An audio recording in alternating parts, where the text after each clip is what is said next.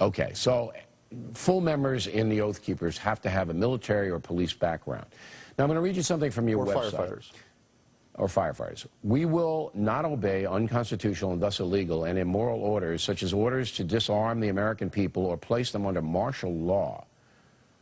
Well, who's going to try to disarm people and place them under martial law? I mean, why would that even be something you would be discussing?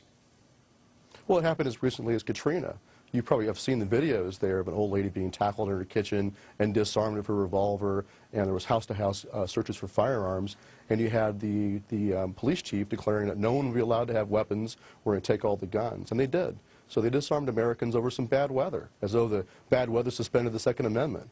So that's the most recent example. All right, but it was a little bit more than that. I mean, the local authorities in New Orleans could not control what was going on in the city, and you had looters who were armed going in and stealing things, and this directive was... It wasn't just looters they were disarming. They disarmed average American people, just average American citizens. No, they had disarmed everybody. They basically said, there's not going to be any guns in the city, and we're going to take them all because we're in a state of emergency. But that's after a hurricane wipes out the city, so I'm not sure. But let me ask you this. Where's that in the Constitution, though? It says that bad weather suspends the Constitution. It's not a matter of bad weather. It's a matter of can't control the city. If a mayor of a city or a governor of a state has a state of emergency, all right? And you hear that all the time. We're going to put a state of emergency here.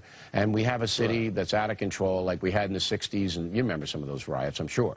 And they say, you know, we're going to impose a curfew. You can't go out after 11 o'clock. You can't have a gun out in public. You can't do this. You can't assemble. And, you know, because we have a out-of-control situation. You're telling me that you're going to tell your people not to obey those laws?